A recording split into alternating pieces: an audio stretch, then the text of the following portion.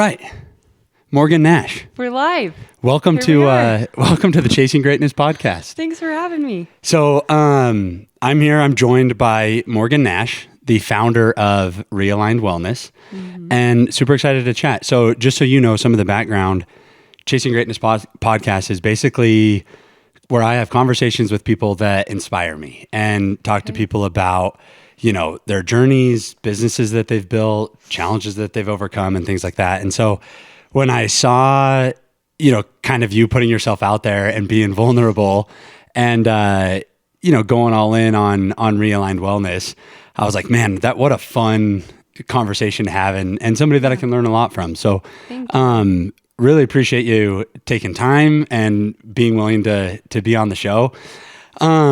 To start, let's kind of dive in. So let's actually even just start by tell me what Realigned Wellness is. Tell me about the business and, what your goal is to do for people. Okay. Awesome. So Realigned Wellness, the idea came to me maybe 9 months or so ago.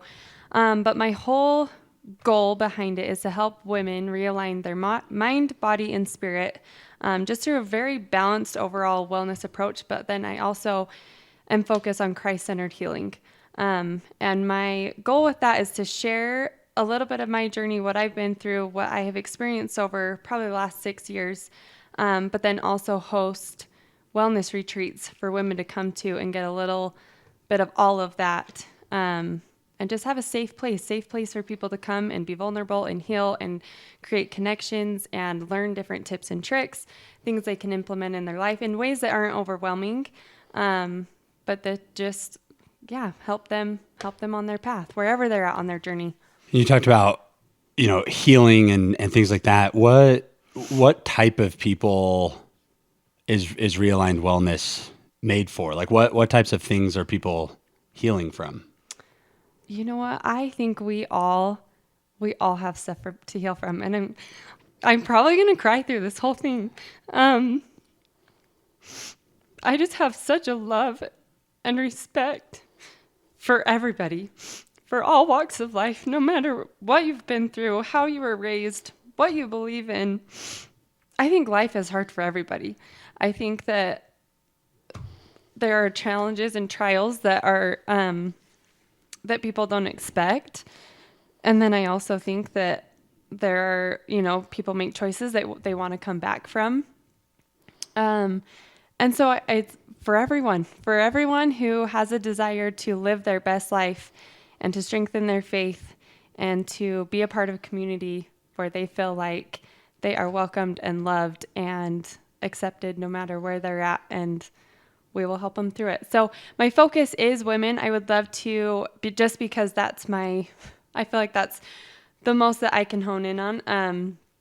But eventually I think it'd be fun to do couples too. I think that creating that dynamic would be awesome as well. So yeah. And I think it's so cool what you're doing because it's interesting. I'm kind of on this journey right now of getting to know more people in more meaningful ways and trying to create communities in different ways like that. And it's become clear that everybody struggles. Like there's not a single person out there that, doesn't have a challenge or a trauma or, these things that they need to get better at or to overcome. And so I just think it's really neat and special that you're kind of creating a space for, for people to heal or people to create meaningful connections or things like that. Tell me a little more about how, in what way, because I understand definitely the purpose behind it. Yeah. Could you share a little bit on like the types of the ways in which people can get support from Realigned Wellness or how the healing happens? Yeah. So my goal on my social media, on my Instagram page, it's more insight from me and my journey and just little tips and tricks that I share. However, I'm not an expert at everything, but I believe that I can be a facilitator and a gatherer of those who are experts in their fields that have different ways of healing. That can help facilitate those different ways of healing. So at each retreat, I will be bringing in different people who specialize in a certain modality. And so this first retreat I'm hosting, actually the end of October, I have somebody coming in who is a nutrition and fitness life coach, but she talks a lot about mindset and reaching your goals without restriction, and just gives great tips and tricks on the nutrition and wellness side. And then I have somebody coming in who is an emotional processing facilitator. So she's going to educate the women on emotional processing and emotions and how to work through them and release them so that they don't stay bent up in our bodies. You're telling me you're not supposed to just like suppress emotions and right, and then let just them bottle explode one day. Exactly.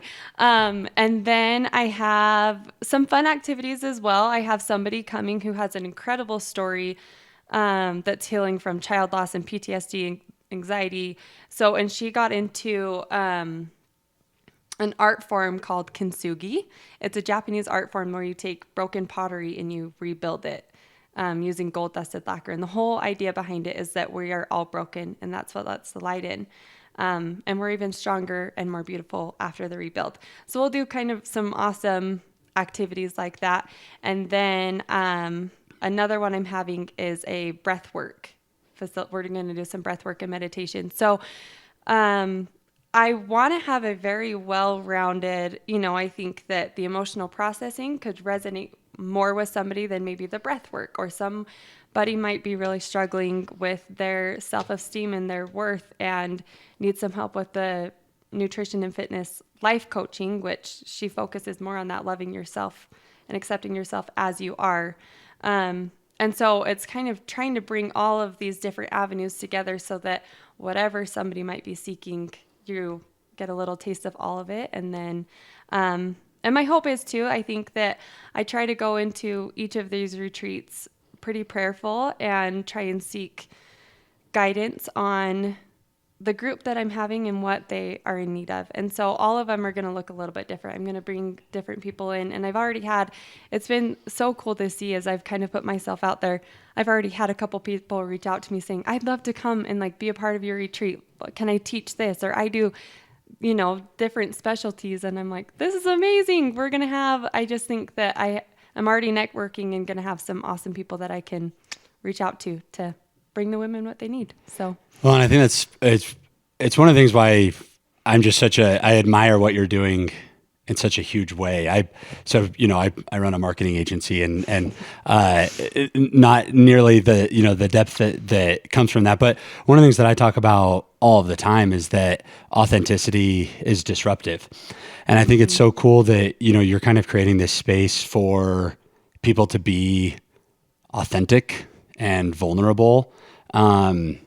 Because the result of that will be that they're creating actual meaningful connections and experiencing new things. That when I in the marketing context, when I say that authenticity is disruptive or that vulnerability is a superpower, it's because so much of the world that we're living in now is filtered, for lack of a better term, and some of that's like literally filters on Instagram or whatever it is. But I think that society in general, we're kind of at risk of having a false perception of what the real world is, because so much of the real world is consumed via social media, which we all know is exactly it's what you choose to put out there. It's a highlight reel. It's filtered. It's so I think that the fact that you're opening up and being vulnerable and being authentic, and also giving other people a space to be vulnerable and be authentic is really, really neat and really, really special.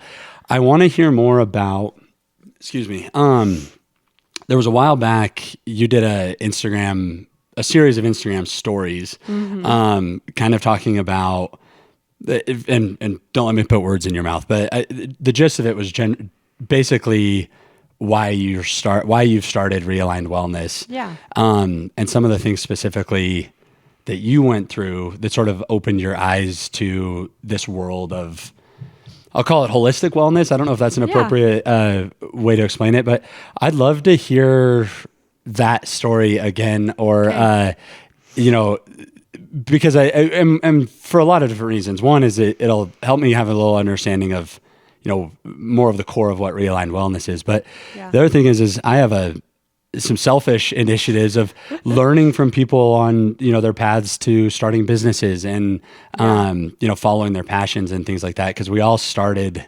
somewhere, Right. There's a reason behind all of it. Exactly. So I want to hear that. I want to hear, kind of Okay. where your journey started and, obviously it's evolved into what it is now, but I want to hear that. Yeah. So I would say my journey started probably 5.5 years ago. And a lot of my story is like related to postpartum and kids. And then there's been some other trials along the way as well. But when it really started was after I had my second baby. And so I had her and I came home from the hospital and before leaving the hospital, I actually felt so much fear, which was interesting because I had already had a baby. Like I had a great delivery. My baby was healthy. There was no reason that I should be it was such a great, exciting time. But I just felt so fearful. And then I got home and some feeling came over me where I felt like I couldn't breathe. I was shaking uncontrollably. For lack of a better explanation, I felt like something was seriously wrong with me and that I needed to go to the emergency room, even though there was no proof that anything was wrong. So, long story short, I was having a panic attack. And the panic attacks became so severe that I was desperate. I remember sobbing on my couch, just saying, I can't live like this.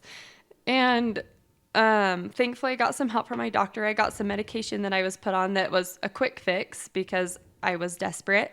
And they went away for a little while, and then they came back, and they came back tenfold. So there was a period of time where I never wanted to be alone. I felt like if I was going to be alone, something tragic was going to happen. Or if I needed to drive somewhere, or, I was in trouble, I wouldn't have the help I needed. And I was scared to drive anywhere because the panic attacks, what they do to you is such it's not safe to drive, basically. And so I had this fear that if I was driving somewhere, I would start having one. And so I started, because of all the feelings that this brought in my body, everything triggered me. If I got hot, I was hot during a panic attack, so then I would start having a panic attack. If I had feelings, of physical sensation, like a pain, I would start having a panic attack. If I was short of breath or if my heart was racing from exercise, it would spiral me into a panic attack. So it was my neural pathways in my brain were so wired now to going to straight panic that I had to find every way possible to rewire my brain. Anyways, so that's another section. Quick anecdote, question. Would thinking about having a panic attack make you have a panic attack? Because I just am envisioning that, because you talked about kind of like the physical sensations triggering panic attacks. Right. I could totally see how that could slip into this vicious feedback loop of where you're nervous about getting one, and now that makes you get one. And now you're anxious so that that it would not trigger one, but it definitely would put it on my brain where then I was just paralyzed where I wouldn't want to do anything. Can you describe what a panic attack feels like? So for me, I think they look a little bit different for everybody. As far as I understand. So for me, it was my whole body would get hot. My chest would feel like I had an elephant sitting on me. So I'd feel like I couldn't breathe. My stomach was in knots. I would shake uncontrollably. I would feel like I was going to pass out, very short of breath. And the interesting thing about it too, that's the thing that's really hard to explain, is your prefrontal cortex kind of shuts down. So all logical thinking is gone. Right when you need it the most. And so that's why you're in this fight or flight and you are just desperate for I'm going to die. Somebody help me. When in all reality, you're safe. You're fine. You're just having a reaction in your body. But even still, I still struggle sometimes with anxiety attacks and, anxiousness. And there are times when it's hard to bring yourself back to reality and think, being mindful about really what is around you and that you are safe. So anyways, so with all of this, I was desperate. It started making me depressed. I never got suicidal, but I had a very real understanding of how people could get there because I was so desperate for help and not wanting to feel the way that I felt all the time. So anyways, so then I was introduced. Oh, were you going to say something? Well, I'm just curious the timeline on that. So after your second baby was born is when this sort of like, that was the event that sort of started this. Yeah. So this happened, let's see. They came back to the point that I'm talking about right now, probably when she was like 6 months old. So I had a break in there and I felt like I was fine. Like I already got over this. I already got on a medication that was going to help me. Why are they back? Why am I, having this struggle again? And I got introduced to a nurse practitioner who is still my doctor today, who had a whole different approach and way of thinking. And she wanted to heal me from the inside out. And we checked my hormones and we checked all my blood levels and we talked about my gut health and we talked about just me as a person and my worth. And obviously I stayed on medication. I think that that's an incredible avenue when you need it. But there was obviously root causes.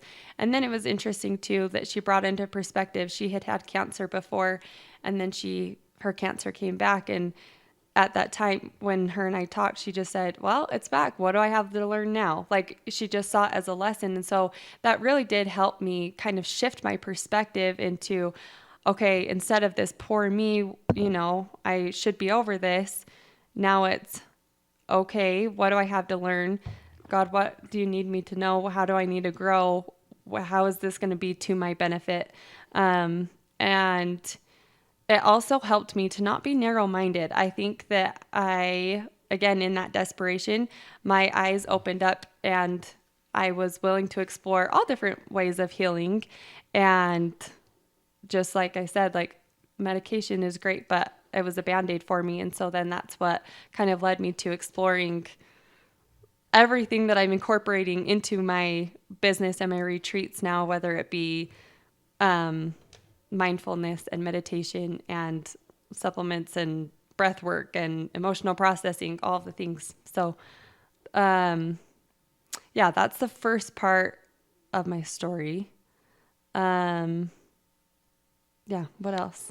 Well, and I think it's interesting too, especially, because from a outsider looking in, and I remember just one time, you and the family were supposed to come up to Heber. Yes. And I think you were driving up Provo Canyon and one of the panic attacks hit. Happened, yes. And I believe you pulled over, on the road. And I remember talking to you on the phone and, let me think how to articulate this. I've always loved helping people as well. And that, Right. there's pretty much everybody in my life struggles from some sort of mental health challenge. Yeah. Whether it's depression, anxiety, panic attacks, or whatever it might be. And so, I had these good intentions of like thinking I could talk you through it. Yeah. And sitting there on the phone with you and saying, okay, let's, cause right. Which was helpful. I will say you guys got me halfway up the canyon. It started 20 minutes prior. That's the crazy thing too about my panic attacks. A lot of people will have them and they're like 10 minutes long. Mine, like 45 minutes to an hour, and it would take me days to recover. But anyways. Well, and it's just for me, I think it's important for everybody to know, and kind of coming back to this idea of like authenticity and, the filtered world that I think some of us are living in, from and also why I think it's so special that you're opening up the way that you are, because from an outside perspective, here's Morgan Nash and she has it all. You've got the beautiful big home, you are beautiful. You've got the beautiful family of, 4 kids and you're driving a nice car. And, from a outsider, you'd be like, what does she struggle with? Yeah. There even could be a tendency to almost even feel jealousy, and I think that opening up about that and letting the world know like, hey, I struggle too, and we all struggle in different ways,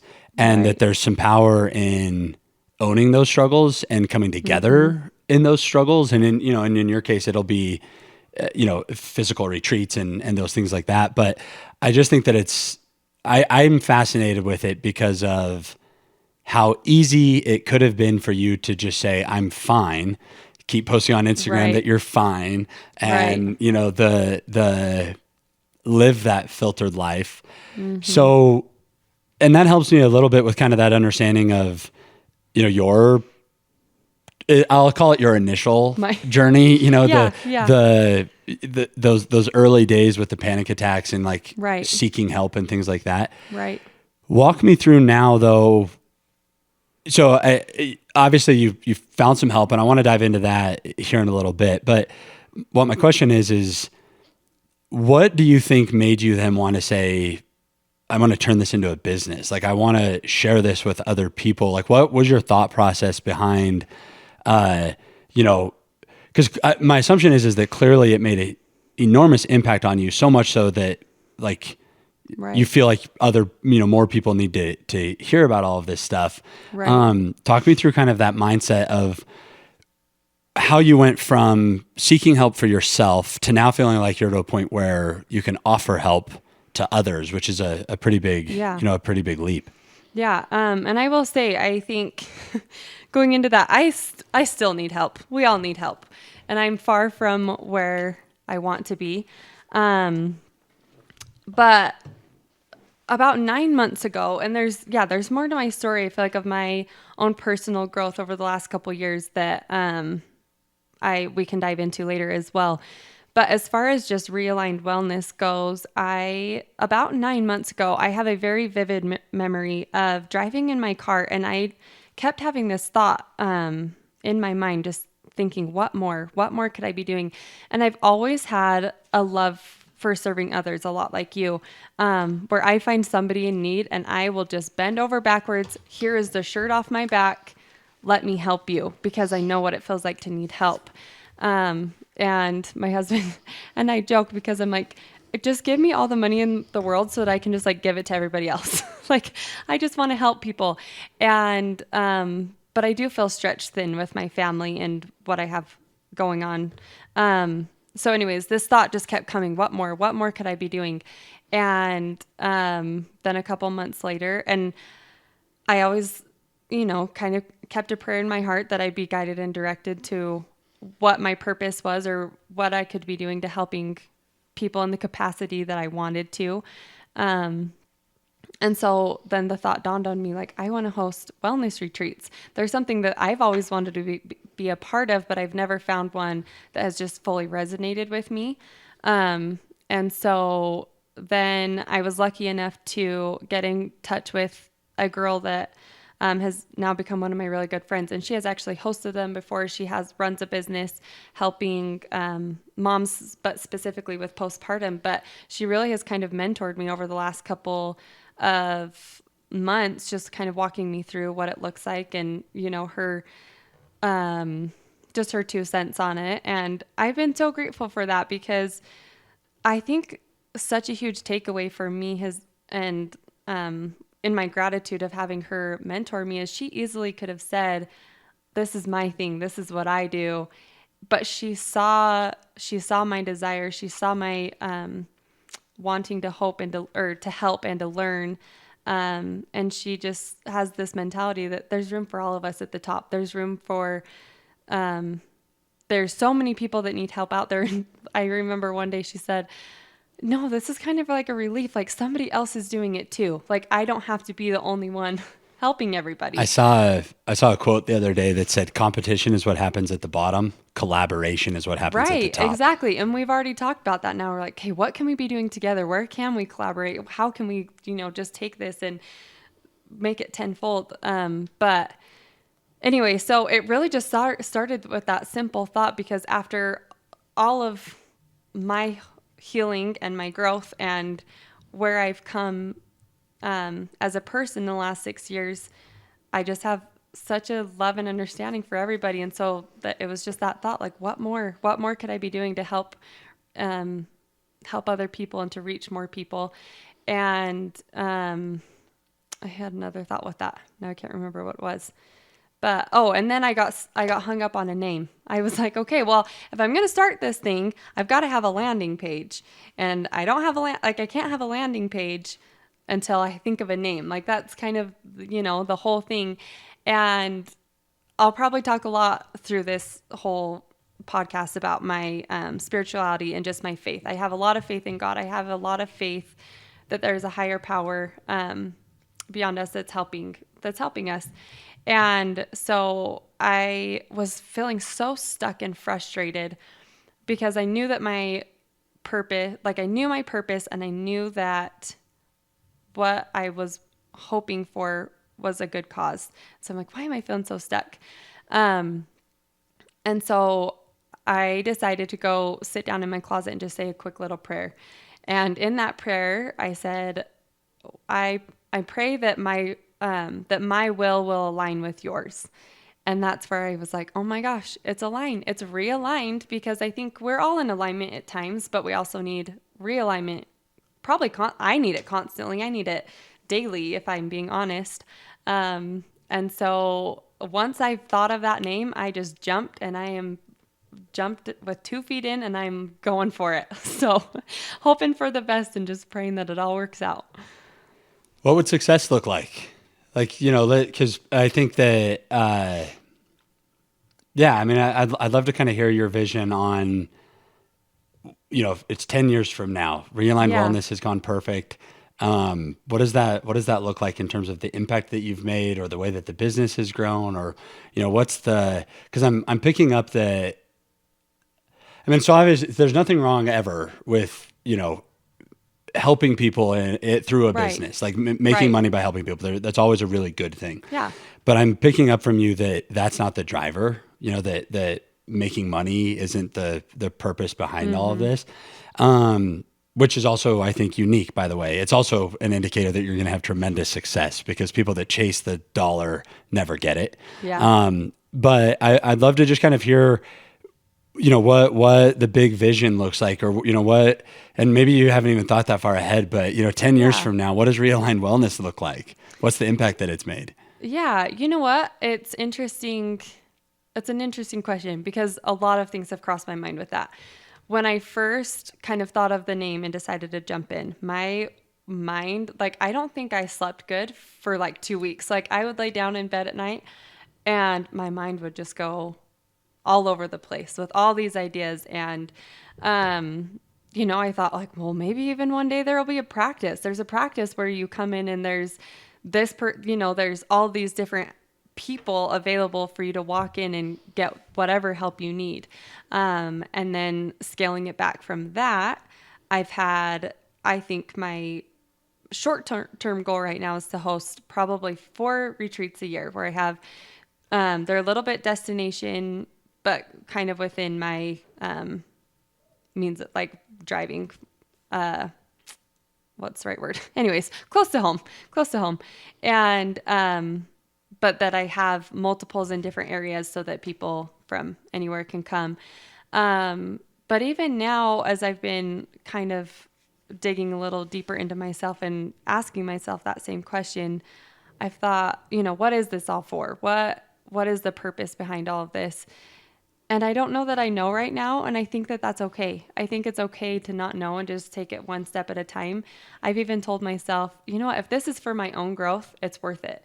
If I touch one person, if I help one person, that's all I need. It doesn't need to be this huge, crazy. Of course, I would love for it to be this big successful thing that touches many, many lives, but I don't think that you need to have that to be able to make a big impact. I think you can make a big impact on self-growth and just opening up and being vulnerable, and just one person. That's all I need now. Well, then you already have success. Right? So there we go. And I think if you're just okay with that, and then you stay authentic to who you are and what you want, then whatever is meant to be will come. So I've got a tough one for you. Okay. That I've struggled with. you've brought up faith a few times and a higher power and things like that. And we're also talking about mental health and intense emotions and things like that. And Yeah. I have a tendency sometimes to have anxiety. And mine has presented itself in interesting ways. I do think that my mental health has improved tremendously because of lifestyle changes that I've taken, and exercise, Yeah. sunshine, actively practicing gratitude. The Right. list is long for me. Yeah. But a, f- a philosophical dilemma that I've had in the past, I'm curious your take on it. Yeah. We get these emotions of anxiety or, in your case, panic attacks or whatever it might be. Right. We also, though, are told that we have to listen to promptings, and we have to listen to, regardless of your faith, if it's the Spirit or the Holy Right. Ghost or, Yeah. Whatever higher intuition power. or whatever it might be. And I have found that to be incredibly conflicting, because when you're having feelings of anxiety or panic, how do you know if they're anxiety or panic, or should you not be driving up Provo Canyon? And I've struggled with that because I've kind of always had this attitude of like, I'm going to push through. I'm going to get better. I'm going to do the things that give me anxiety so that I don't have the anxiety anymore. Right. It's the why I exposure run. therapy. It's Right. literally why, Yeah.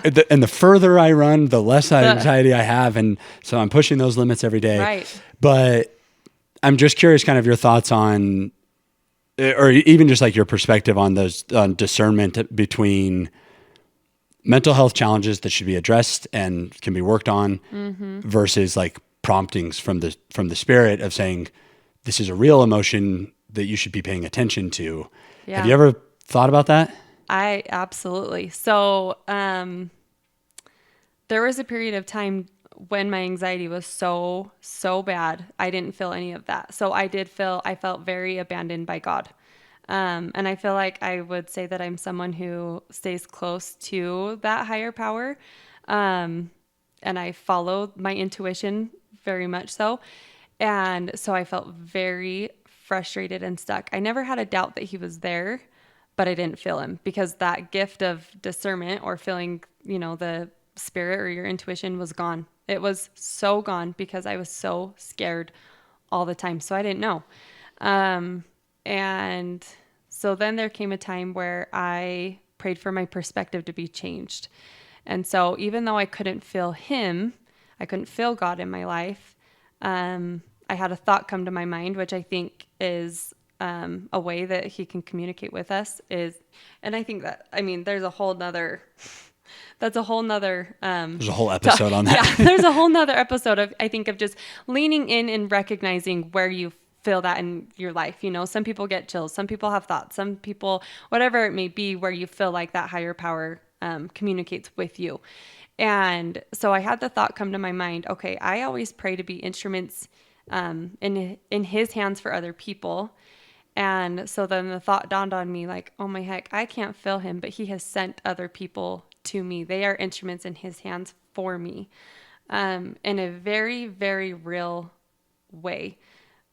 From the time that mom and dad came and rescued me down the canyon, like they were instruments in his hands. They rescued me. And then my doctor, she rescued me. And it's a really hard mindset shift to make because there are still times where I feel so anxious and panicked, or I feel like something's going to go wrong. And through a couple books I've been reading from just non-denominational Christian women, it's so empowering to hear their perspective on God and Jesus Christ and their ability to come in and rescue us and heal us. And there's just simple little things where I've just leaned in it with trust and faith, which I have a great analogy that I would love to share at some point on faith. But I think that I've leaned in enough that I now have the faith to know that he is aware of me no matter what. And this could be anxiety and it could be wrong. And you know what? Whatever it is, God has me and it's all going to work out. And there's another, in one of the books I'm reading, kind of one of the things that she says, she tells herself is just, I trust you, Jesus. It's all, and so for me personally, you have to find what works for you. But I have been on my own spiritual faith journey over the last couple years. I go to church, but I don't get much out of it. Where, chasing my 4 kids around, and I really wanted to find my own faith and spirituality outside of church walls. I really wanted to lean into that and find who God is to me and what Jesus Christ is in my life. And so as I've leaned into that, just telling myself that God has me has been enough to suppress some of that anxiety. It's not always gone, and sometimes I have to have a shift in perspective. But that's one way that I feel like if you have faith that he'll show up for you, then it can help that anxiety, whether it's anxiety or danger or whatever it may be. That's what has personally helped me. Yeah. Let's talk a little bit more about the things that have personally helped you as well. You were kind of sharing your story and mentioned, obviously medication and then exploring these other things. Tell me more about those other things. I want to hear more about the details of, where you were starting to find help. Mm-hmm. And I guess maybe a follow-up or an additional question to that would be, I would assume that, and when it comes to mental health in general, I think that a lot of people do they do things that they think are going to help, right? Like, alcohol comes to mind. A whole lot of people, will drink alcohol or, consume certain types of content or whatever it might be. I'd love for you to kind of tell me a little more about, because clearly you were finding that it's not working. Like, I'm still struggling. I'm still having these panic attacks and this anxiety and things like that. Mm-hmm. Did you do anything that didn't help? Did you do anything on that you found either, was that didn't help? And then what are the things that did help? Okay. I'm trying to think of what did not. 'Cause I just started exploring all sorts of different things. And it's actually interesting. I went to a mental health night just last night, and learned from a couple experts in that field as well, which was so inspiring and, very eye-opening. So there's so much you can dive into.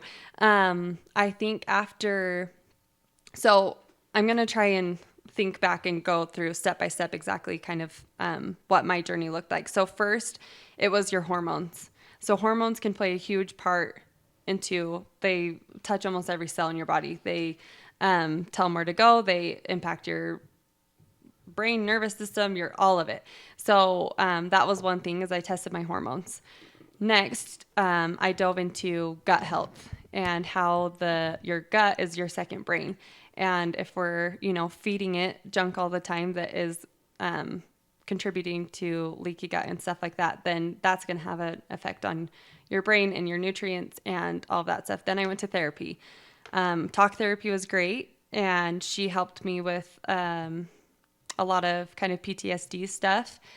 We did the EMDR, which is eye movement, or I can't remember what the acronym is for, but EMDR, and that helped a ton. And then let's see. So there was like the gut health and nutrition, because here's what's really interesting too. And a story that I heard last night is there have been multiple people with depression so bad that they have suicidal ideation. And she told a story of this girl who, was at her breaking point. She was at the very end, and she finally, I'm paraphrasing a lot, so I hope this all makes sense, but she went into the doctor and got all of these things tested, and she found out that she had some vitamin deficiencies, but it was one where like her body wasn't absorbing what it needed to.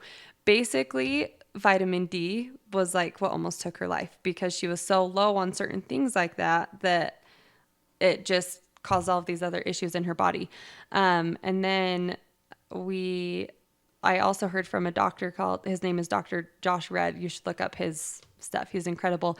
But he talked a whole lot about brain inflammation, and how brain inflammation, again, there's root causes to that, and it's causing all of these autoimmune issues and anxiety and depression and just all sorts of health issues. And when people change, make just like not easy, but lifestyle changes, how they improve their quality of life exponentially. Yeah. So he gave this whole list of all of these things that attribute to brain inflammation. And there's some cool like tests you can do to see if you have it, and blood panels and all of that good stuff. But so I just kept diving in, wanting to know more and more, because again, I'm like, there's got to be ways to heal your body and not just slap Band-Aids on it. And so, yeah, then there was the therapy. And then I've also dabbed into energy work, which I think is incredible. There's certain things like that I will say there's a very fine line, because I think that just as much as there is good, there's also bad out there. Sure.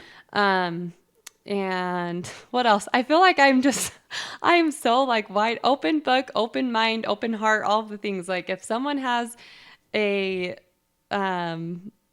belief, or I guess belief, but things that they think work for them, I'll say, sure, I'll try it. Like, why not? Let's try that out and see if it will work for me. And I think that's what's so cool is people feel so stuck, which is a really hard place to be, but don't let yourself sit there, because there is so much help, whether it be from like, there's so many different avenues. So don't give up. Just keep trying. One thing doesn't work, don't take it as like a failure. It's just it's feedback. Yeah. It's feedback on what your body and your brain need. So yeah, I think failure is feedback. If you find something that doesn't work, doesn't mean nothing's not going to work. There's hundreds of different things out there to try, and everybody's mind and body are different. And so just keep exploring and don't have a closed mind about it. And I think it's interesting because, and this is just my opinion, so I don't know if this is factual or not, but Yeah. I have a theory that humans in general right now are simultaneously the least healthy we've ever been and the most healthy we've ever been. Mm-hmm. Because for those of us that are like actively trying to get healthier, or we're fortunate in the sense that there is an abundance of information online now. Yeah. And so like for me personally, I get new information and I take action. Right. And so it's been Exactly. great. Like I'm learning these formulas of gut health and sun in my eyes in the morning, and Your ice bath. exercise and cold exposure. Exactly. And then you start to realize like, holy cow, this is creating some momentum.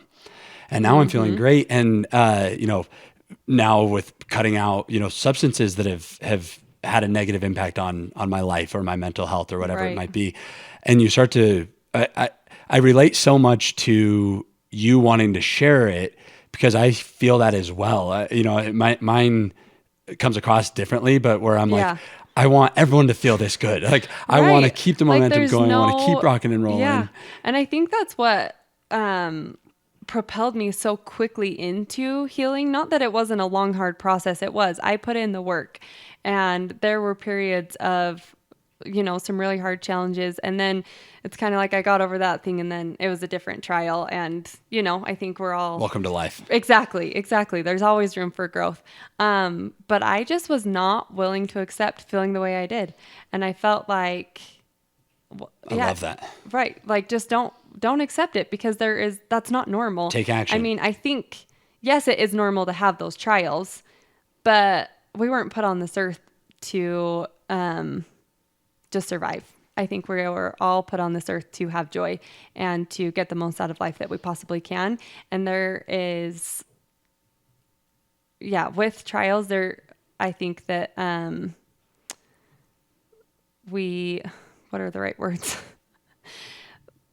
We were given the tools and abilities to be able to heal, so that we can learn and grow from it. We're not supposed to stay stuck. Yeah. So you mentioned early on these factors that contributed, the hormones obviously being a huge part of it, which my assumption would be that that's why postnatal triggered it. I know Right. that, hormones Yeah. kind of go crazy. Yeah. But I'm interested because you also talked about therapy and EMDR and gut health and all of these other things. And it sounds like therapy especially was helpful.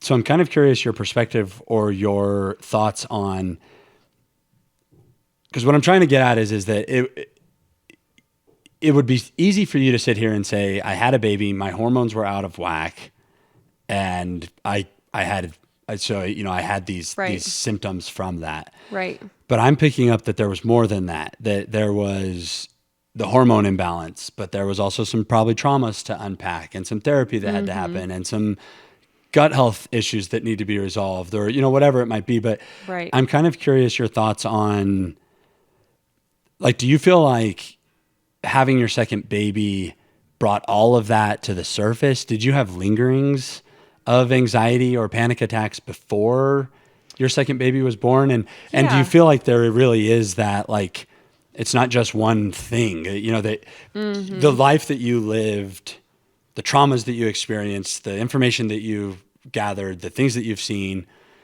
all kind of contributed to then, once the hormones did go out of whack, It unloaded. that it all kind of unloaded. And I'm Right. kind of curious if, first of all, if that's true, but second of all, if it is true, if you sensed that now in hindsight, like that there were these things kind of lingering, Yeah. or that maybe therapy should have happened 10 years ago instead of 4, or, whatever. Right, I'm just kind of right. curious your thoughts on that. Yeah, so I definitely think the hormonal thing and everything was the tipping point for the anxiety and panic attacks, because having kids just brings on its whole other load of challenges. But anxiety is something that I've definitely always had a little bit of at one point or another in my life. And so I think even after my first baby, I went on medication for anxiety and stayed on. Well, no, then I think I got off of it while I was pregnant with my second baby. But I don't know that I had all of these realizations and went through this whole timeout.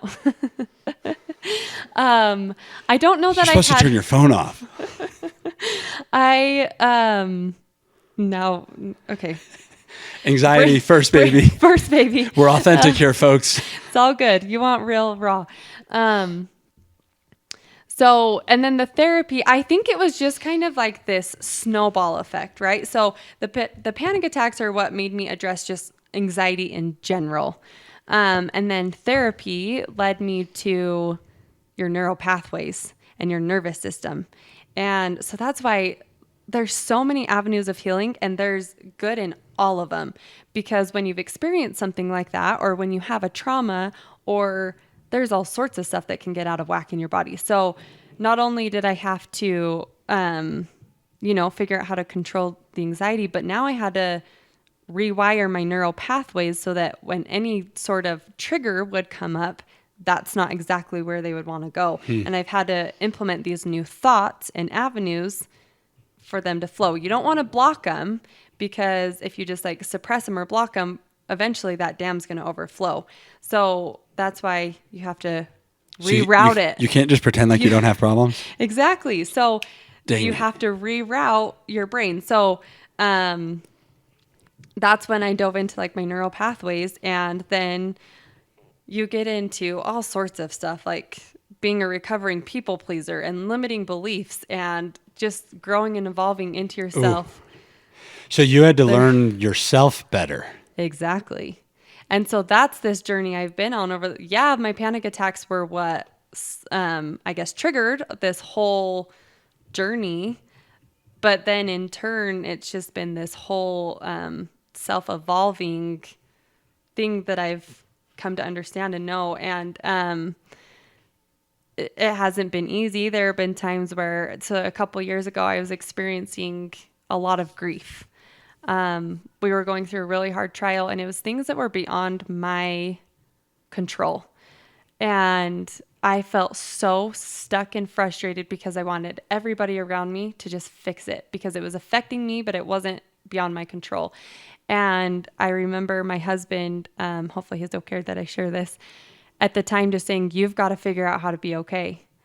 And I was so mad because I'm like, no, you fix this and you do, all these people around me. And, but then I realized, again, this whole realization, I can only control me. I can only control what I can, not other people, not their choices, not, and so again, it spiraled into this, how am I going to get out of this grief? How am I going to learn to be okay no matter what circumstances I am surrounded by? And so then again, I had to lean in and figure that out. And so then it brought on a whole nother realm of wellness and spirituality. And so it's just been perpetual growth through every trial. And I think a lot of times people choose to look at trials. It depends on what lens you are seeing the world in, right? If you have this optimism and law of abundance and the room for growth and all of this, or if you choose to look through the lens of everybody's out to get me, you're going to prove yourself right. Whether you think you can or think you can't, you're right. And so I just looked at it as like, okay, this is something more that I need to learn. This is for my growth, and I'm going to dive in and I'm going to figure it out. And again, that doesn't make it easy. And that doesn't mean that you're not going to fail sometimes. But again, the failure is feedback. And so don't stay stuck. Just keep going. Love Does that that. help? Do you, true or false, Mm-hmm. our perceptions dictate our reality? Absolutely true. I believe everybody is whatever for their own belief. What's the right word? Entitled. Entitled. There you go. Everyone's entitled to their own belief. But I believe that yes, our perception is our reality. Yeah. And it's cool because you kind of talked about this feedback loop of, well, first of all, I think it's fascinating that through part of the process, you had to learn yourself better too, which is very uncomfortable, for people to have to reflect and say, like, I've never in my life heard the term recovering people pleaser. But that carries And I weight. am. Yeah. It was something that like I really have had to figure out how to have a voice, because I love people. I love making people happy. But I had to find my voice and be able to have disagreements, because conflict has always been an incredibly uncomfortable thing for me. I remember being little and when you and Dad would fight, I would go down into my room and just cry. Dad and I never fought. Never. But that was something like I've had to learn to be comfortable being uncomfortable, which is a really hard thing to do for me personally, because I don't like it. I do not like being uncomfortable in any aspect. Yeah. And it's so interesting because, well, we're going to have to schedule more conversations, but, cause I've got so many thoughts on that, but this idea of like, well, first of all, comfortable being uncomfortable is just an amazing philosophy to live by. And I do believe that intentional departures from the comfort zone help us manage the ones we can't avoid. Right. The hard situation, the hard conversation, setting boundaries, like trying to not be a people pleaser by setting boundaries, which in turn values yourself more, which makes them value you more, which, allows you to please them more, and this whole good thing. Mm-hmm. But I also think it's really interesting. You kind of talked about this constant need to be working on ourselves. Because I've found that to be so true in my life that, you get better and then you realize how much more is there, and then you get better and then you break through that next level. And it's like, I truly think that we are limitless. Like I've found it incredibly fascinating. The more self-growth that the more I've tried to improve myself, whether it's my mental health, my physical health, my boundary setting, my marriage, whatever, that you break through that level. And then there's a whole nother level that God opened up for you. And then you can break through that one and then break through that one. Not to say that it, happens without work. It obviously requires a tremendous amount of work, and we have setbacks and, are incredibly far from perfect. But it's fun for me to hear that side of it too, of like, that you're acknowledging that you're not there yet, even still. No, I don't think that we ever are supposed to be, I think, and that's what I always want people to know too, is like, just because I'm sharing this stuff does not mean that I've got it all figured out, because I am far from. And so in my retreats, I'm there to learn from everybody else there just as much as I hope they get out of it. It's just as much for me as it is for everybody else. And I'm just the one holding space for it and facilitating and being the event coordinator, because I have that desire to bring people together. But I don't want anybody to ever think that we've all got it figured out, because we don't. And that's, like you said, through social media and the different lenses and stuff. But I think there's always room for growth. And we're all going to have, again, trial after trial. You'll get put back in the water, and then you have to figure it out again. Yeah. And then again, and then again. And then again. Do you think, because one of the things I think is special about what you're doing too is, I'm, so it's interesting too, because I have dilemmas from time to time wondering if I'm in an echo chamber or if the world really is changing. I don't know the answer sometimes. Like Yeah. the other day I was talking to Nicole, I'm running my first ultra marathon at the end of the month, and I'm all of a sudden seeing all sorts of Right. ultra marathon content and things like that. And I'm like, is Yeah. ultra marathon getting bigger, or am I seeing it more? Like, Yeah. are there more yellow cars, or did I buy a yellow car and now I see more yellow cars? But Yep. I think that, from a mental health standpoint, my perception at least has been that there's a shift in effort to remove the stigma tied to mental health. Right. Whether that's an echo chamber or not, I don't know. But I do think that at least my experiences are dictating that more people are openly talking about mental health. More people are being vulnerable, about the struggles that they're facing, which I think in turn is allowing others to seek help or to realize that it's, Yeah. that they're not alone. I mean, I really genuinely believe there's not a person in the world that doesn't struggle with mental health on some level. Right.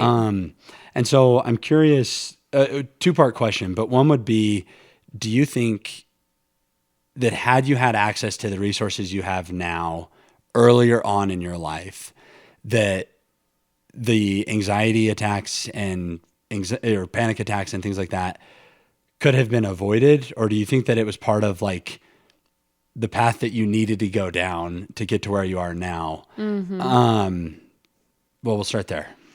So I think a two-part answer. I think that yes, partially, but not fully, because I do believe that it is what I was meant to go through. And I think that we can do another thing that has brought me a lot of peace and comfort, and why I have dove so far into my overall wellness is because it brings me so much comfort knowing I am doing the very best I can to take care of myself, my mind, my body, my spirit. And so that no matter what comes my way, I'm going to be okay. And I have the tools that I need. Maybe I don't need them all now. And so I think I could have had the tools back when I was, littler. And there's all the stuff that we can do for our kids now as far as nutrition and help and emotions and, not creating weird facade around them, but People pleasers. yeah, exactly. And so like helping them in that aspect, yes, like maybe growing up I could have, but I don't think you don't know till you know. But I think that it is what I was meant to go through, and now there are tools that we can implement. But now I'm trying to know did I answer that right? Yeah. Okay. There are people listening that have mental health challenges. Yeah, absolutely. What would you tell them?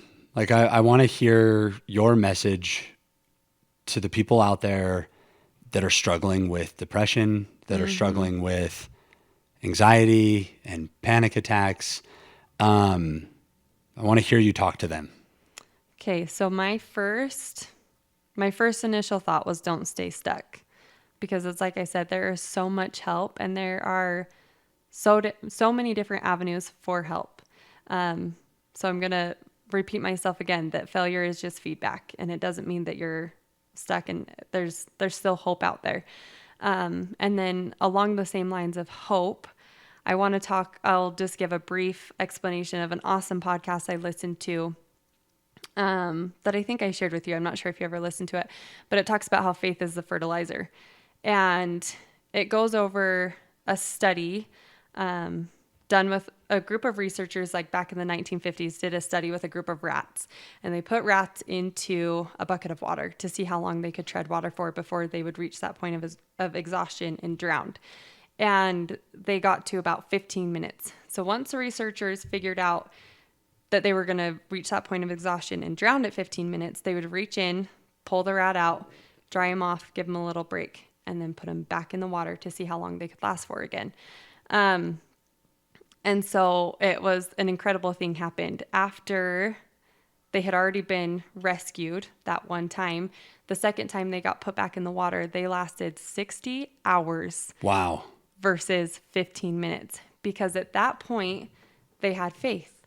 They had a perception that there was a higher power or something bigger than them that had their back. And if they can just keep going. And so if you can just keep going with having that knowing that whether you want to believe it be God, a higher power, Jesus Christ, doctors, whatever, destiny, whatever it may be, you've got to have faith. And it's faith in yourself, it's faith in other people, and it's faith in God, higher power, whatever. Because if you don't have faith, then what do you have? Thinking that, you can't pull yourself out of it but that is something that has resonated with me so much that, I'm going to outlast exponentially longer thinking that somebody has my back. Someone's watching out for me, and I have the ability to endure and outlast far longer than, when I reach that point of exhaustion, someone's there and someone is going to step in and help me. And so I think it's don't get stuck. Don't feel stuck. Open your mind and be open to different possibilities and avenues. Don't think that there's only one cure-all for everything, because there's not. And then have faith. Love it. It's awesome. There's my 2 cents from somebody who is, I feel like there's people far more qualified, but I'm here and I'm willing to be guided and directed and bring the right people together to help. And if a rat can tread water for 60 hours, imagine what you can do. Mm-hmm. And I think that's, I just think it's neat, and it's cool to see. I admire the heck out of you. Thank and you. It's incredible for me to see, first of all, that you had the strength to pull yourself out of such a dark place. Secondly, that you had the strength and the courage to then share that story with the world and to be vulnerable and to put yourself out there. And then thirdly, to then want to help others. It's remarkable. Thank you. And I want you to know that you inspire me and that you are making a huge impact, and the message that you're sharing with people needs to be shared louder. There needs to be a megaphone in front of it, because love truly is the answer.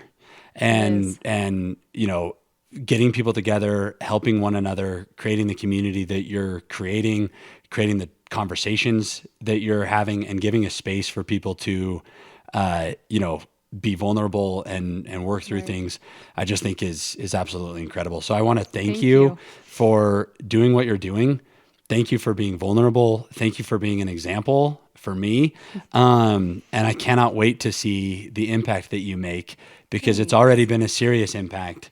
And it's been such a short amount of time that you're going to change the world. And I can't wait to watch it happen. So I just appreciate you letting me be a part of it. And I appreciate you sharing your story with me, and, continuing that vulnerability into the Chasing Greatness podcast. Cause I think, if more people can be like you, then the world will be a better place. So thank you so much. Well, thanks for holding space for me. I appreciate it. Of course. That's good.